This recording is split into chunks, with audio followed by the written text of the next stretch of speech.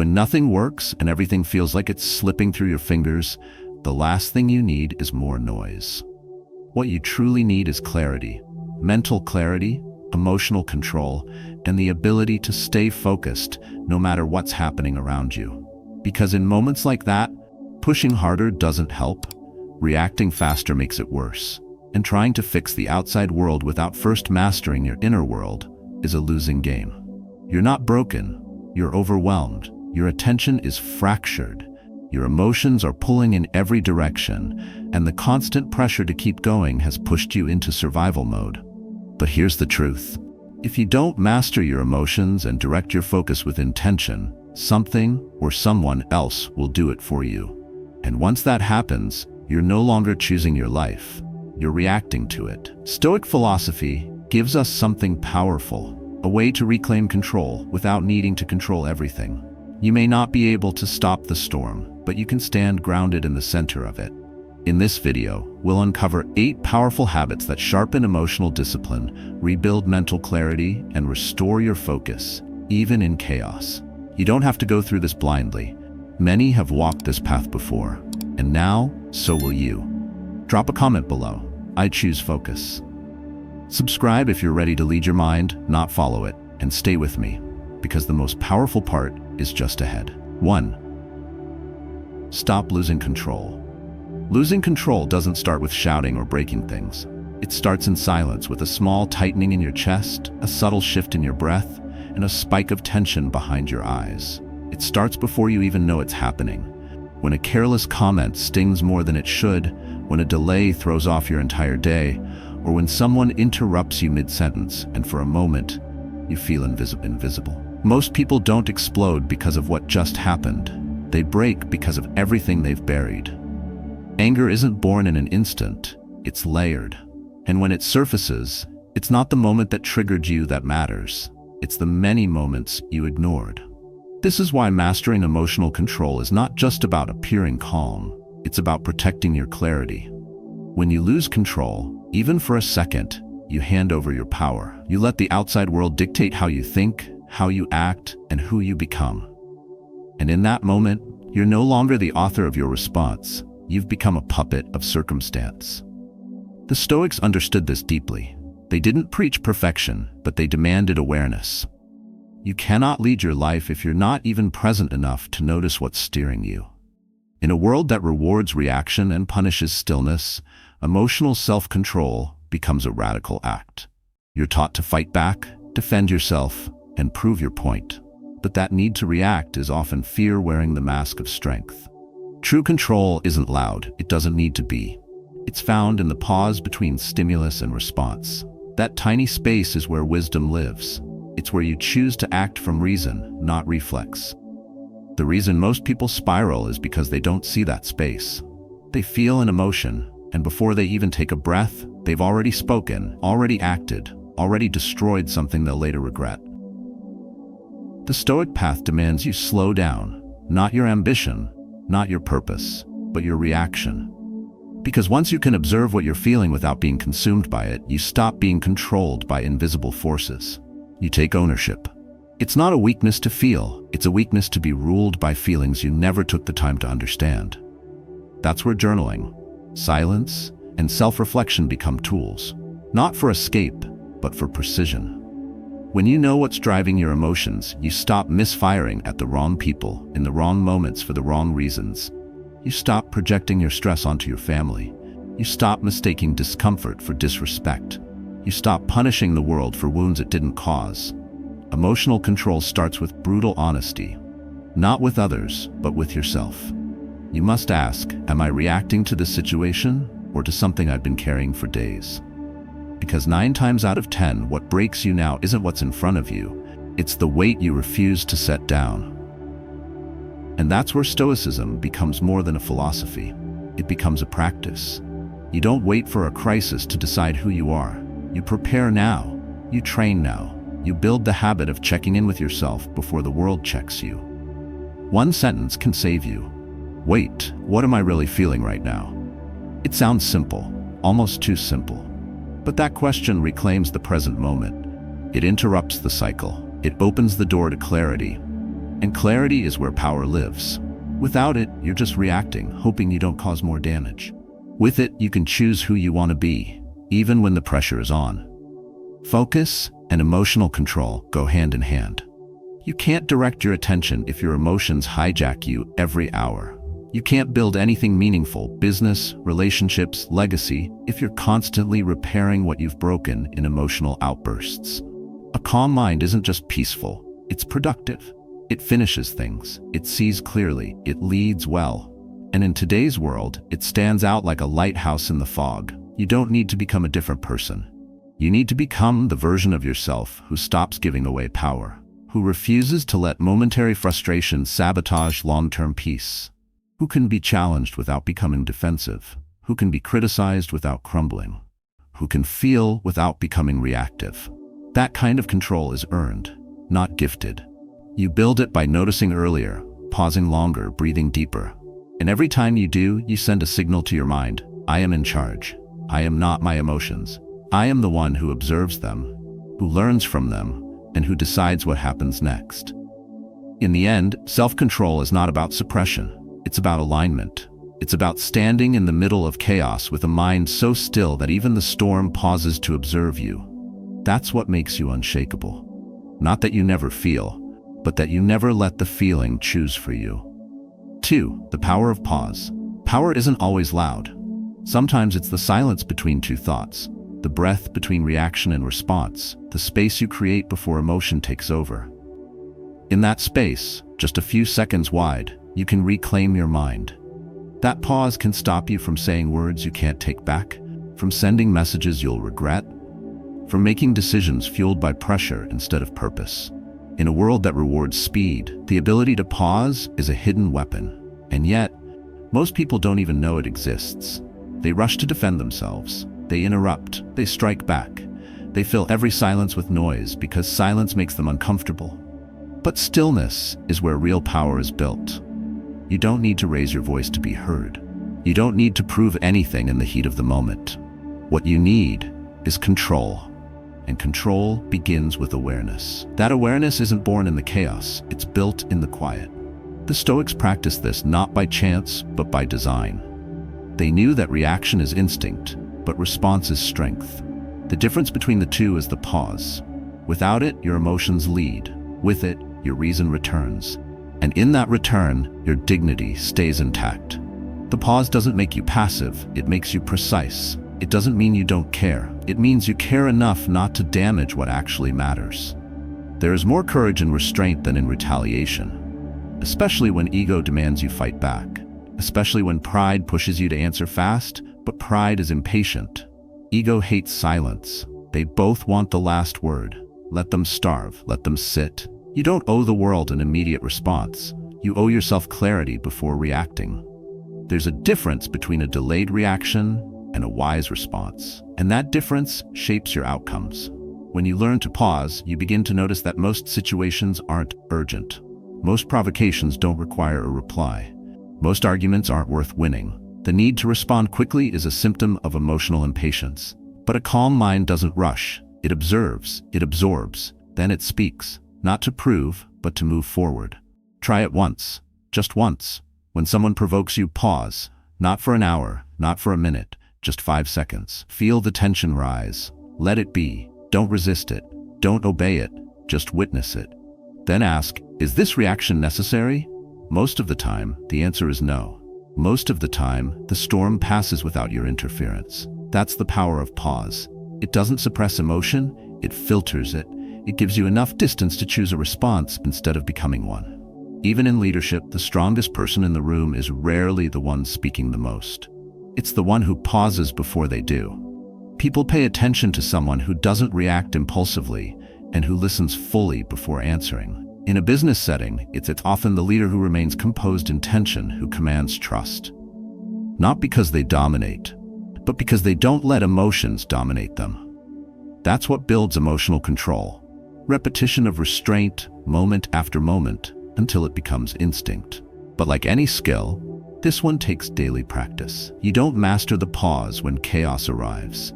You build it in quiet moments, through habits that train the mind to wait, Meditation, deep breathing, journaling. These aren't trends. They're systems that anchor your nervous system and sharpen your self-discipline. You practice pausing with yourself so that when pressure rises, you already know what stillness feels like. You've been there. You've held it. And now, you can take it anywhere. The ancient Stoics weren't just warriors of action. They were guardians of reaction. Marcus Aurelius didn't pause because he was unsure. He paused because he knew certainty didn't need speed. Epictetus didn't stay quiet because he lacked words. He stayed quiet because he had mastered the ones that mattered. They understood something modern life makes easy to forget. The faster you move, the less you see. But the more you pause, the more you understand. Understanding is what allows you to rise above noise. So the next time you're provoked, tempted, or triggered, don't respond out of habit. Don't hand over your dignity for the sake of being right. Instead, pause long enough to remember who you are. Pause until the urge to react passes. Pause until the clarity returns. Because in that moment, what you choose says more about your strength than any words ever could. The pause isn't a delay, it's a declaration. A declaration that your mind is your own, that your emotions don't own you, that your response is chosen, not forced. That's not a weakness, that's power. And in a world that's spinning too fast, the one who pauses, not to escape, but to stay grounded, is the one who truly leads. 3. Focus amid chaos. Focus isn't something you find, it's something you build, deliberately, daily, and especially when everything around you is falling apart. Chaos is no longer the exception. It's the default setting of modern life. Notifications never stop. Markets fluctuate. Deadlines stack up. People expect instant replies. There's always something urgent pulling at your attention. But here's the truth. You can't control the chaos, only how you respond to it. And the sharper your focus, the calmer your response. In the Stoic world, inner clarity was more valuable than outer control. You could lose everything, your title, your fortune, your home, but if you kept your mind still, you hadn't lost yourself. That mindset applies more than ever today. Because most people don't break from pressure itself, they break from distraction. When your mind is split in 10 directions, you make shallow decisions. You get reactive, you lose your edge, and eventually, you lose your peace. Take David, a logistics manager in a distribution center just outside of Columbus, Ohio. His mornings started before sunrise. He had a team to oversee, routes to check, trucks to load, and constant calls from upper management. During peak season, the floor got loud, phones rang non-stop, and drivers waited for answers. One morning, as system errors backed up the delivery queue, everyone looked to him, some with complaints, some with panic. But instead of trying to fix 10 things at once, he reached into his pocket, pulled out a note he'd written the night before, and read it to himself. If I only do one thing right today, I'll lead with clarity. He took a breath, looked at the team, and calmly said, "We handle this one route at a time. That's where we start." That small act shifted the energy in the room, from scattered panic to focused execution. David wasn't superhuman. He simply trained his mind to resist the urge to multitask in chaos. He understood a simple truth. Focus is a decision, not a feeling. And the more chaotic your environment is, the more decisions matter. It's easy to focus in silence. The test is, can you focus while the world is on fire?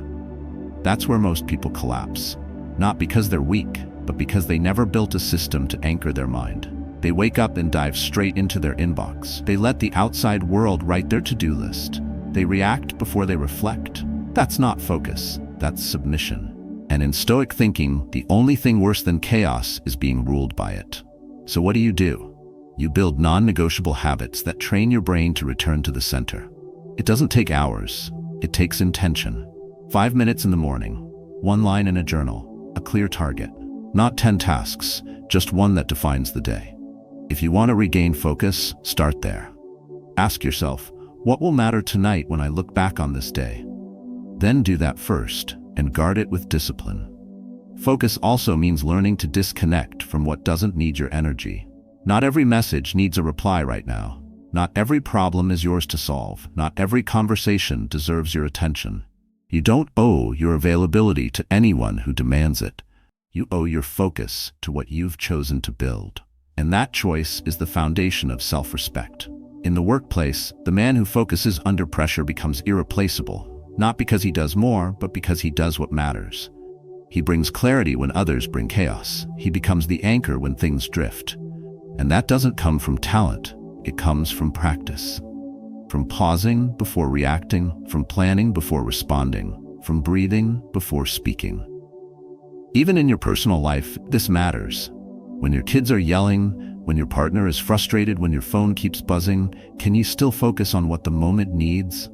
These are not perfect answers, just presence, just awareness, just enough calm to guide the situation, not feed the storm. That's the essence of Stoicism. Not to run from life, but to stand inside it with a still mind. If you're constantly distracted, you're not living, you're drifting.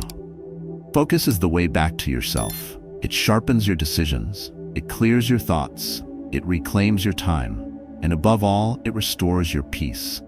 No amount of success is worth it if you feel scattered, drained, and distant from your own purpose. Don't wait for the world to calm down. It won't. The storm isn't the enemy, it's the training ground.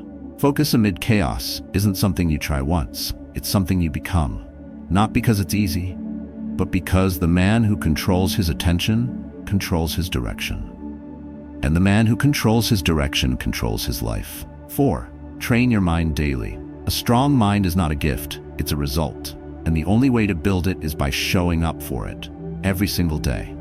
Just like you train your body to lift more, endure longer, or move faster, your mind must be trained to remain calm, think clearly, and resist the pull of distractions. Emotional control, mental discipline, resilience, none of these are natural. They are built, deliberately, repeatedly, especially when life is quiet, because that's when the real training happens. Not when chaos strikes, but in the moments you think nothing is at stake. Most people only pay attention to their mental strength when everything has fallen apart. But by then, it's often too late. You don't learn to swim in the middle of a storm. You practice when the waters are still. And that's what Stoic thinkers understood long before the world was drowning in notifications, pressure, and overstimulation. They built their routine around reflection, silence, and inner alignment, not because it made them feel good, but because it made them unshakable.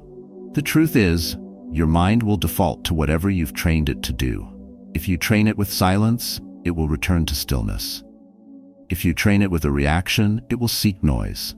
And when challenges arrive, and they always do, it's that training that decides your behavior, not willpower. Think of Marcus, a 43-year-old sales executive in Atlanta. After burning out in his 30s, he realized success meant nothing if he couldn't focus, if he snapped at his kids or woke up every morning already anxious. So he made one change, just 10 minutes of silence each morning before touching his phone. He called it his mental reset. No apps, no hacks, just breathe, a pen, and one question: what kind of man do I want to be today? That habit shifted his entire rhythm. He stopped reacting to emails with frustration. He stopped entering meetings tense. He started choosing calm over chaos, not by luck, but by design. You don't need hours, you need commitment. And that begins with a ritual. A small, grounded moment in your day that teaches your brain to slow down and center. You ask, how do I feel? Before the world tells you how to feel. You write down your thoughts before they take over. You breathe before you act. These are not soft actions, they're deliberate, disciplined acts of strength. Because discipline isn't just about working hard, it's about working from the right place mentally. A scattered mind can work 12 hours and still feel lost. A focused mind can work 3 and build something that lasts. And just like physical training, mental training compounds. You don't see the benefit after one session. But after 1 week, your reactions soften. After 1 month, your mind clears faster. After 1 year, your presence changes the room. People feel it. They don't know what it is, but they notice that you don't shake like they do. You respond instead of react. You listen longer. You breathe deeper. And most of all, you don't need external chaos to decide who you are internally. Stoicism teaches that you cannot control what life gives you, but you are always in control of what you bring to life. And what you bring starts with how you train your mind. When you wake up in the morning, your thoughts are raw. That's the moment to shape them. 5 minutes of gratitude, a single sentence that sets your direction, or a moment of silence to remind yourself, I'm in control of how I move through today. At night, you complete the loop. Before bed, instead of scrolling or numbing out, you sit with your mind and ask, where did I stay composed today? Where did I lose it? What can I adjust tomorrow? That reflection doesn't just help you sleep better, it sharpens you. It brings your blind spots into the light so you stop repeating the same emotional mistakes. People often think mental strength is about not feeling, but it's the opposite. It's about feeling everything and still choosing wisely. That kind of discipline only grows when you confront your emotions daily, in private, before they explode in public. That's why journaling matters. That's why reflection matters. That's why silence matters. Not because they make you feel spiritual, but because they make you strategic. You don't need to be perfect. You just need to practice. Every day, especially when it feels unnecessary, especially when life feels okay. Because the man who trains when it's easy will stand steady when it's not, and the man who reflects in the quiet will not collapse in the noise. In the end, it's not what you do when everything goes wrong that defines you, it's what you do every morning before anything happens at all. Train your mind daily, and you won't need to chase control. You'll carry it with you. Everywhere. 5. Stop overthinking. Overthinking is not a sign of intelligence. It's a symptom of indecision. The mind spins not because it's sharp, but because it's untrained. And the longer you let thoughts circle without action, the heavier they become. What starts as a simple question turns into anxiety. What should take 10 minutes takes 3 hours. What could be done today is left waiting for the perfect moment that never arrives. You don't need more information. You need movement. Because clarity isn't found in thinking more. It's found in doing the next right thing. The Stoics understood that worry begins when action ends. They didn't sit around debating what life meant. They lived it with intention. They stripped decisions down to essentials. What's in my control? What's not? What can I do now? They trained themselves to see action as therapy, not emotional reaction, but purposeful, directed steps. And that mindset still works today because most modern stress isn't rooted in chaos. It's rooted in stagnation. When the mind doesn't move forward, it turns against itself. Thought becomes pressure. Options become paralysis. And instead of progress, you get exhaustion. The lie behind overthinking is that if you think long enough, you'll eventually feel ready. But readiness doesn't come from thinking. It comes from choosing. Most of the time, you're not confused. You're afraid. Afraid to be wrong. Afraid to be judged. Afraid that your next step won't be perfect. So you wait, you spin, you analyze, and every moment you hesitate, your confidence bleeds out in silence. The truth is that action builds confidence faster than certainty ever will. You don't need the whole path to start walking. You need one clear step, just one. Then take it, then take another. Clarity doesn't come before movement, it follows it. But that means you have to be willing to let go of perfect answers. You have to be okay with starting messy. Because the cost of overthinking is not just wasted time, it's wasted life. You miss the moment. You lose momentum. Eventually, you stop trusting yourself. There's power in doing what needs to be done, even when you don't feel ready. There's strength in choosing progress over perfection. There's wisdom in choosing clarity over control. You don't need 10 backup plans. You need courage. You don't need guarantees. You need presence. Because the future doesn't reward those who calculate the longest. It rewards those who move when it matters. The mind that's constantly evaluating never gets around to executing. But the mind trained to act builds a different kind of focus. Sharp, simple, effective. Stoic discipline doesn't mean rushing into everything. It means reducing decisions to essentials and then moving without hesitation. That's how you master overthinking. Not by suppressing thoughts, but by replacing them with forward motion. Not with emotional reaction, but with practical response. You ask yourself, what do I know for sure? What's the next smallest step? And then you do it. Not because it feels good, but because it gets you unstuck. Overthinking often hides behind the mask of productivity. You tell yourself you're preparing, you're researching, you're planning, but underneath it there's fear. Fear of failure, fear of exposure, fear that once you act, people will finally see you. But here's the truth. Overthinking is not safety, it's delay. Delay is a quiet form of self-betrayal. Every time you overthink, you teach your mind that doubt wins, but when you act, you train it to trust again. This is why stillness must be part of your daily routine. Not passive stillness, but intentional silence. A place where your thoughts are seen, not obeyed. A space where you ask the right questions and not recycle the same worries. A moment each day where you check in, not check out. Because without that reset, your mind becomes a maze, a loop with no exit. And you don't escape it by thinking harder. You break the loop by stepping out. Even your goals suffer when you overthink. You start second-guessing your own direction. You compare, you hesitate, you rewrite the same plan for the 10th time. But results don't come from perfect plans. They come from repeated action. Repeated action only comes from simplified thought. You don't need more time to think. You need stronger habits that prevent your thoughts from spiraling. So simplify your choices. Narrow your focus. Take the first step, not tomorrow, not when you feel ready. Now, train your mind to act when it wants to stall. Teach it that progress matters more than perfection. And remind yourself constantly that overthinking is not caution, it's resistance. And resistance is not protection, it's paralysis. In the end, the choice is always the same. Let your thoughts trap you, or let your actions free you. One keeps you circling the same questions, the other moves you forward. You already know which one leads to peace. So don't wait to feel certain. Just begin, because the mind that learns to act becomes unstoppable. 6. Emotions are messengers. Your emotions aren't mistakes, they're messages. They don't show up to ruin your day, they arrive to reveal something deeper. But most people don't listen. They fight their feelings, they push them down, they judge themselves for even having them. And in doing so, they miss the most important truth. Every emotion carries information. Not commands, not orders, but insight. And if you ignore that insight, you'll keep reacting instead of responding. Stoic philosophy doesn't tell you to suppress your emotions. It tells you to understand them. It teaches that emotions don't define who you are. They highlight where you are. Anxiety often means uncertainty is clouding your clarity. Anger shows where your boundaries are being crossed. Sadness often points to what you've neglected or lost touch with.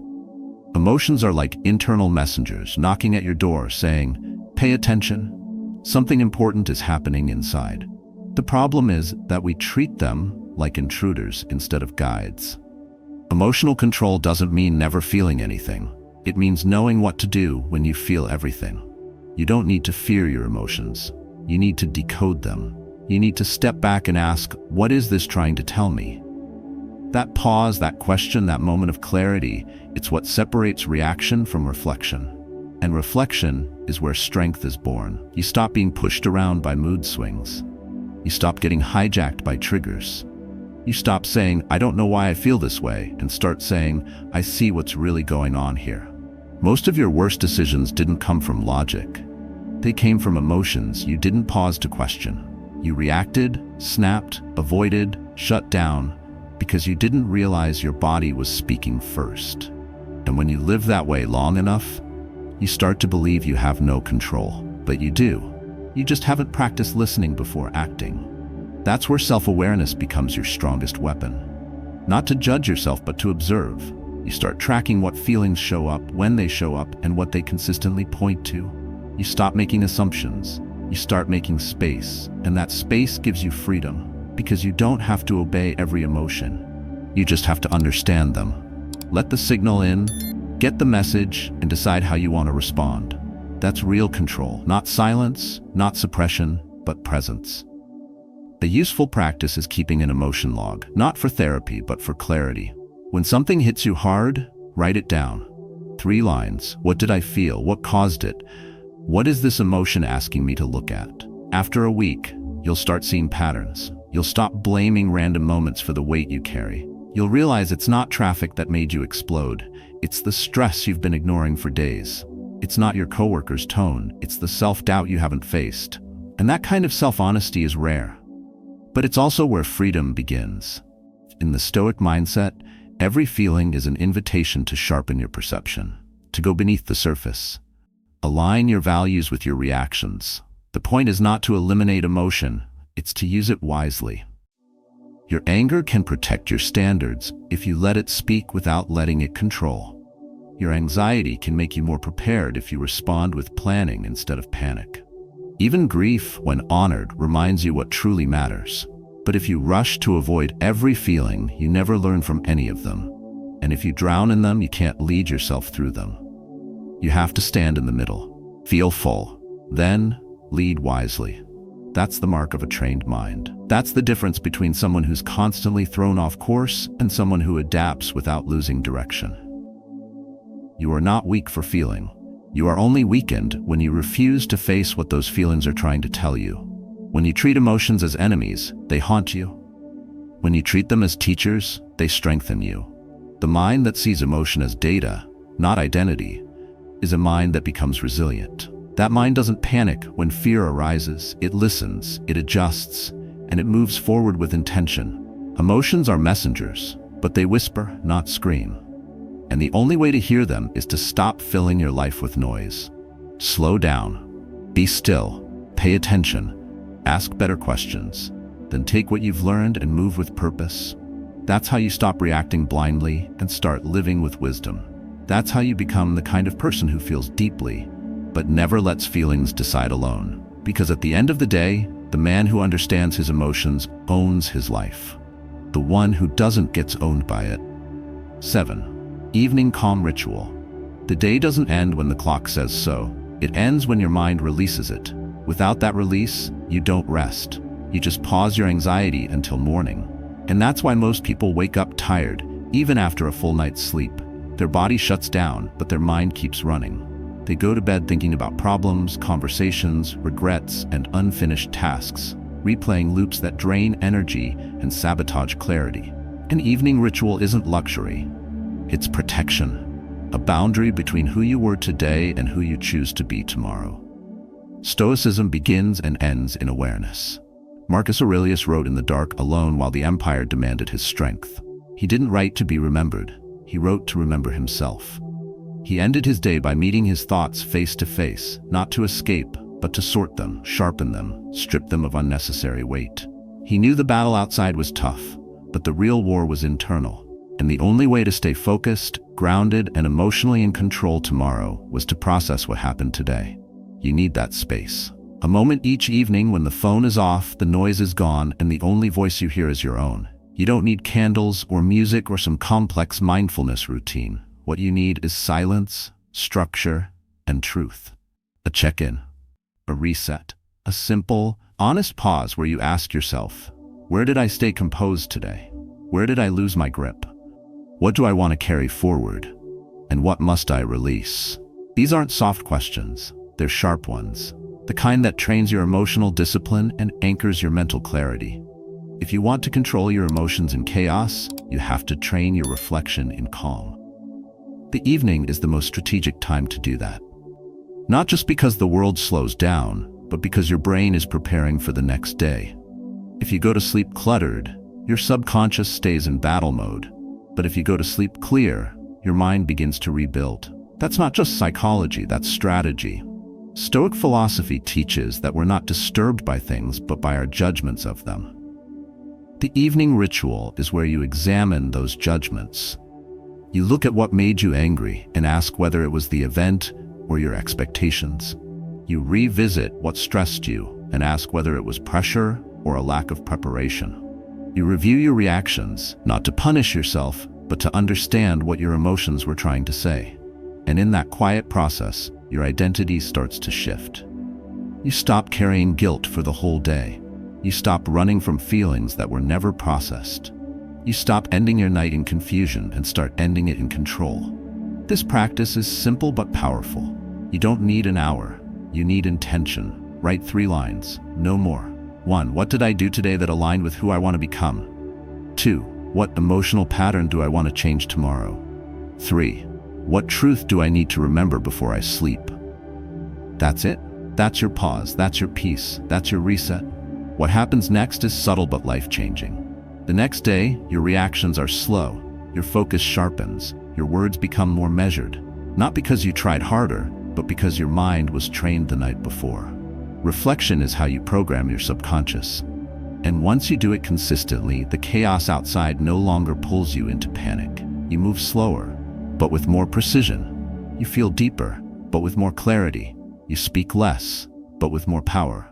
You begin to realize that most of your emotional outbursts weren't because of what just happened, but because you never unpacked what came before. The frustration you carry to work, the tension you bring home, the anxiety that lingers in your chest, it builds silently. Unless you pause to process it, it becomes the lens you see everything. But once you sit with it, own it, and write it down, it loses power over you. This isn't self-care. This is self-command, the kind the Stoics lived by. A daily rhythm where your mind doesn't just run your life, it reports to you. And every night before the world tells you what matters again, you decide that for yourself. You realign with your values. You remember your directions. You rewire your emotional responses, not with force, but with presence. The world wants you to finish each day numb, to scroll, to binge, to drown the signals you should be listening to. But you weren't built for numbness. You were built for clarity. And clarity doesn't come by accident. It comes through ritual, through pause, through quiet strength repeated daily. In the end, it's not the chaos that breaks you. It's the lack of closure. Build that closure with purpose. End each day with intention. And you won't just sleep better, you'll live better. Because the man who controls how his day ends is already shaping how the next one begins. 8. Let go. Focus forward control is not about gripping tighter. It's about knowing when to release. The more you try to control everything, what people think, how they respond, what might happen next, the more scattered your mind becomes. Focus doesn't come from holding on, it comes from letting go. Because your attention is limited, whatever drains it also directs it. If your mind is stuck in the past or trapped in what-ifs, it's not available for the only thing you can act on: this moment.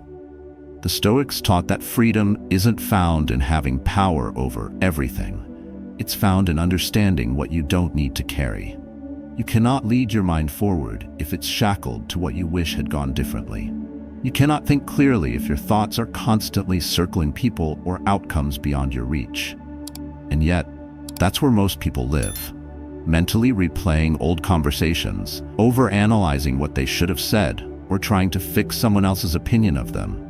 It's not noble, it's not strategic. It's emotional fatigue disguised as responsibility. Letting go is not passive. It's an active decision to focus your power where it counts. When you stop wasting mental energy on what you can't control, you free up space to direct your actions with purpose. That's what builds self-discipline. That's how you reclaim emotional control. Not by avoiding the hard stuff, but by refusing to wrestle shadows. You can't fix a moment that's already gone, but you can shape the one in front of you. And that shift is where true mental clarity begins. It's when you stop needing closure from others, when you stop needing everything to be fair, when you stop letting delay or disappointment define you. Instead of saying, "Why did this happen to me?" you begin to ask, "What can I still build from here?" That one question is the difference between people who stay stuck and people who move forward. You don't need perfect conditions to refocus. You just need a clean mental slate. And that begins with the courage to drop what's not yours. Sometimes what's not yours is someone else's reaction. Sometimes it's guilt that no longer serves you. Sometimes it's the version of yourself you've outgrown, but keep performing for. All of it takes energy to maintain. And every moment you keep holding it is a moment you lose for the life you actually want to live. The Stoic way isn't cold or careless. It's intentional. It's about detachment. Not from people, but from the illusion that your peace depends on anything outside you. Do you want to lead yourself better? Do you want to stay focused and emotionally steady in a chaotic world? Then you must get ruthless about your attention. You must learn to let go, not just once, but daily. You write it down. You name what's stealing your focus. Then you ask the hardest but most freeing question. Does this need to stay with me? Or can I release it now? The answer won't always be easy, but it will always be honest. And that honesty is the gateway to power. Because once you stop lying to yourself about what you can fix, you stop wasting time on trying. You stop negotiating with the past. You stop proving your worth through over-effort. You become clear, clean, and light. Your mind has fewer tabs open. Your energy is directed instead of drained. And your discipline stops being forced. It becomes natural. When you let go, you stop overreacting to what doesn't deserve a reaction. You stop thinking about people who haven't thought about you in years. You stop fighting battles that were never yours to begin with. And in that stillness, you realize something deeper. Focus isn't something you chase. It's what's left when you subtract distraction.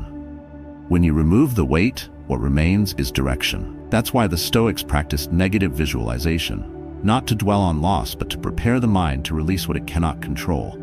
They imagined losing what they valued, not out of fear, but to remember that nothing external is truly guaranteed. And from that detachment came peace. From that peace came strength. From that strength came a focus that no chaos could disrupt. So let go, not as a way to give up, but as a way to go deeper. Release what's already gone. Release what was never yours. Release what interrupts your clarity. Then turn forward, not blindly, but with resolve. When you finally stop asking the past for permission to move on, you free your future to become something new. What you don't release will continue to rule you, but what you let go of, consciously, firmly, without resentment, will create the space for something better. Let go, not because it's easy, but because your purpose is too important to delay. Focus forward. You owe that to yourself, and no one else can do it for you. In a world filled with noise, urgency, and constant demands, the ability to stay calm and focused is not just rare, it's powerful. Through the lens of Stoic philosophy, we've uncovered 8 timeless habits that train the mind, restore emotional balance, and sharpen your attention where it truly matters. Each one: pausing before reacting, journaling with honesty, letting go of what you cannot control, anchoring your focus daily, is more than a strategy. It is a discipline. And like all disciplines, it only works if practiced. Emotional control doesn't mean suppressing what you feel. It means learning how to lead those feelings with clarity. Focus isn't about doing more. It's about doing what matters most, with presence. Both are skills, both are choices, and both are forged in silence, reflection, and deliberate action. The path to mastering your emotions and protecting your focus is not dramatic. It is quiet. It is built in early mornings, in mindful evenings, in small moments where you choose awareness over impulse. The world may not notice your discipline, but you will feel its power every time you remain composed when chaos calls your name. So begin now. Choose one habit. Practice it until it becomes part of you. And when the world pulls you in every direction, return to these truths. You have power over your mind, not outside events. You own your focus. You direct your peace. If this message spoke to you, I invite you to share your journey in the comments below. How have you trained your mind? What habits have helped you stay grounded? Your story may be the spark someone else needs. Keep going. Keep practicing. Let stillness become your strength. Let focus become your freedom.